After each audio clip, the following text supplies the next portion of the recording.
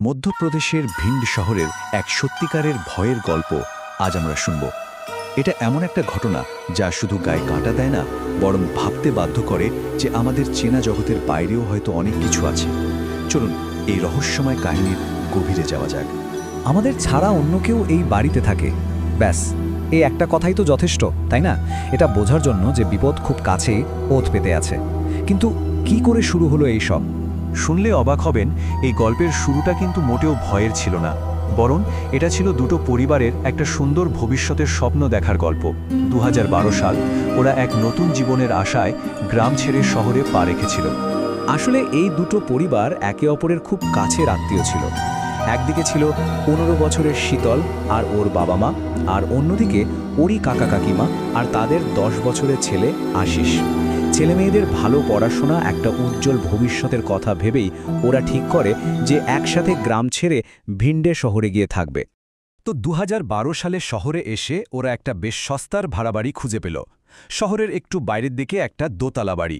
সেই বাড়ির পুরো ওপরের তলাটা ওরা ভাড়া নিল, যেটা দুটো আলাদা অংশে ভাগ করা ছিল। এক পাশে শীতলরা আর অন্য পাশে আশিসরা। বেশ ভালোই চলছিল সবকিছু। নতুন শহর, নতুন স্কুল, নতুন আশা, সব মিলিয়ে শুরুটা বেশ ভালোই ছিল।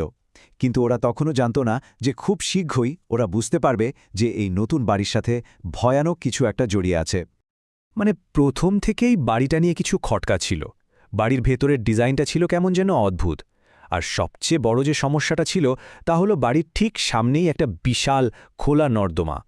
ভাড়া কম হলেও বাড়িটার মধ্যে কেমন যেন একটা অস্বস্তিকর থমথমে ভাব ছিল। প্রথম যে অদ্ভুত ব্যাপারটা শুরু হলো সেটা ছিল একটা গন্ধ।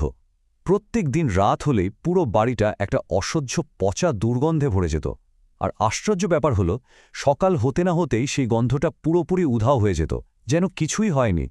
এই গন্ধ তাড়ানোর জন্য ওরা কি না করেছে, ধূপ, রুম স্প্রে, কিচ্ছুতে কিছু হয়নি। গন্ধটা এতটাই তীব্র ছিল, শেষে লোক লাগিয়ে নর্দমার চারপাশ পরিষ্কার করাল, তাতেও লাভ হলো না। এমনকি সরকারি দপ্তরে অভিযোগ জানানোর পর যখন পুরো নর্দমাটা পরিষ্কার করা হলো, তারপরেও সেই রহস্যময় গন্ধটা প্রতি রাতে ঠিক ফিরে আসত।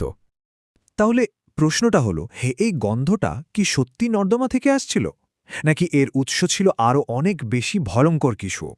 এরপর থেকে ঘটনাগুলো আর শুধু একটা রহস্যময় গন্ধে আটকে রইল না, ভয়টা এবার যেন জলজন্ত হয়ে ওদের সামনে আসতে শুরু করল, ওদের রাতের ঘুম কেড়ে নিল। একদিন দুই ভাই মানে শীতল আর আশিসের বাবা নিজেদের মধ্যে কথা বলতে গিয়ে জানতে পারে যে দুই বাড়িতেই একই রকম ভৌতিক কাণ্ড ঘটছে।